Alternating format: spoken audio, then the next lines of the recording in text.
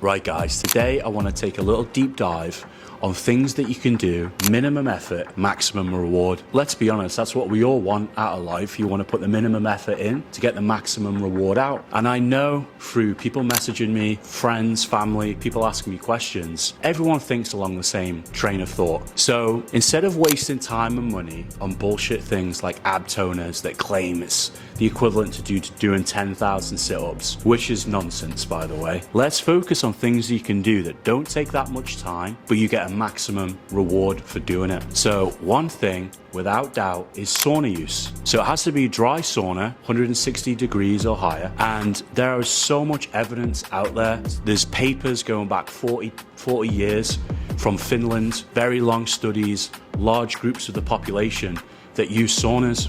Now, let's take a little deep dive into it. So the thing with saunas is it's dose dependent. And what I mean by that is the more you do them, the higher the reward. So if you go 1 to 2 times a week, the evidence shows that there's a 22% reduction in all-cause mortality. What does that mean? So it's really focusing on cardiovascular disease, heart attacks, stroke, Alzheimer's, dementia is a big thing now too as well. It can reduce that by 22%. That number is massive. For you to just go in with your headphones in, sit down, sure it's going to be uncomfortable, especially when you get to that 20-minute mark, but that is a massive reward for doing something you don't have to really exert or do a lot. It's not like you're going in for an hour-long workout and you're busting your balls. Also, they've shown that if you go like 4 to 7 times a week, that's up to 63% reduction, which is massive.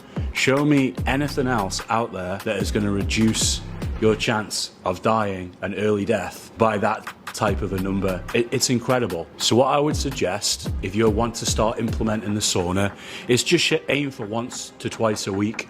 And the beauty with the sauna is you can do it straight after you've worked out. If you're lucky enough to have a gym that has one, going straight after you've worked out even has more benefits, and it actually helps the inflammation, but the good inflammation, especially if you've done a resistance training section, and helps the blood flow and things like that. I love going to the sauna. I do it separate from my training, but it's a little bit of me time. It's 20 minutes, pop my headphones in, or just sit in silence, and I love getting a sweat on. It's been proven to help get rid of heavy metals from the toxins and stuff in our environment these days, and the foods that we pick up. One thing I would suggest is bringing something like this. I have no affiliation with BioLite whatsoever, but I love these drinks. You're not gonna deplete yourself very much of like magnesium and things like that, but you are gonna deplete yourself heavily of sodium. And again, sodium, massive part of what we need to function. So sip on something like this, or use some type of electrolyte drink while you're in there, or as soon as you get out there, as soon as you finish the sauna, and let me know how you get on.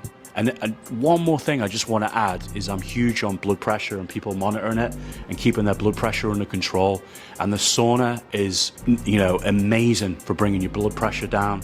It's vasodilator, and also helping your lymph nodes, helping some of that move around your body, just like taking a walk. So little things that you can implement that don't take a lot of effort, don't take a lot of the time, but have a massive reward and a massive benefit.